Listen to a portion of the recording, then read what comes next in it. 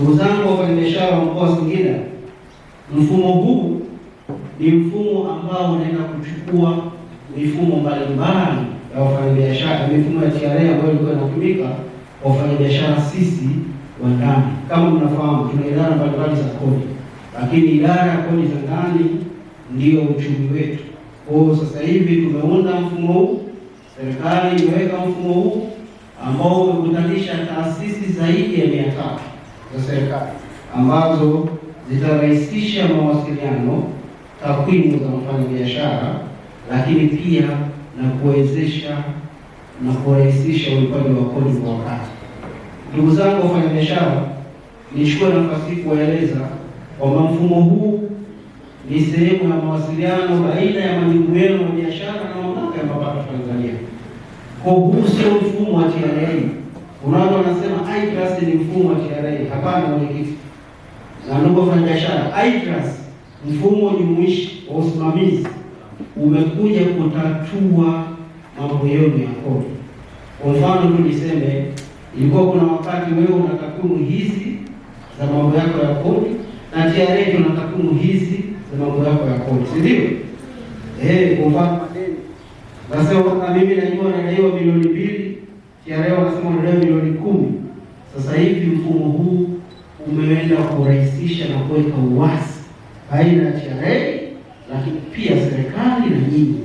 Kwa hiyo chochote kitachowekwa kwenye mfumo kuhusu taarifa zako ni zile ambazo wewe utaziona na sisi tutaziona. Kwa hiyo tuchukue nafasi hii kumshukuru Rais wa Jamhuri ya Muungano wa Tanzania kwa kufikisha hapa. Lakini niseme tu kwamba mfumo huu ni mfumo jumuishi kama nilivyosema. Walikuwa na changamoto za taasisi za umma kuwasiliana. Sasa hivi tunaweza kukusaidia kupata huduma ya tax clearance hata bila ya sisi kujiridhisha uende halmashauri. Kwa mfano tu, mfumo huu utarahisisha taarifa mbalimbali za kikodi, watu wa halmashauri wakaziona, lakini pia na hata sisi tukaona biashara yako, hususan sekta ya madini.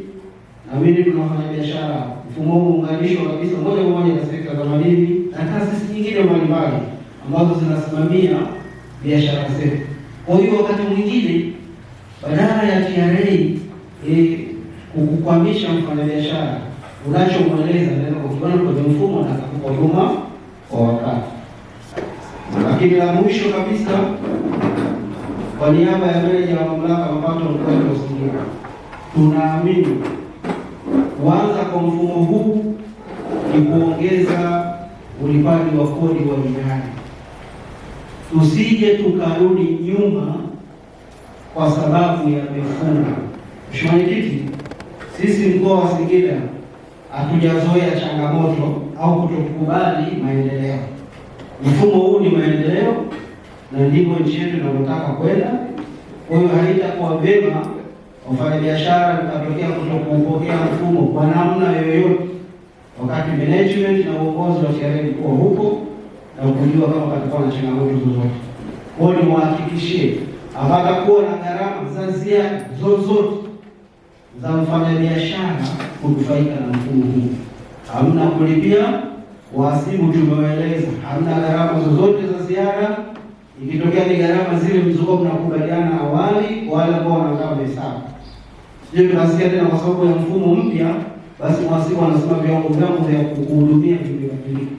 Baada ya kusema hivyo, nichukue nafasi hii kuyafungua rasmi mafunzo haya ambayo yatatujengea uwezo sisi wafanyabiashara, lakini pia na kutuwezesha kufurahia maendeleo ya mfumo na katika kuendelea.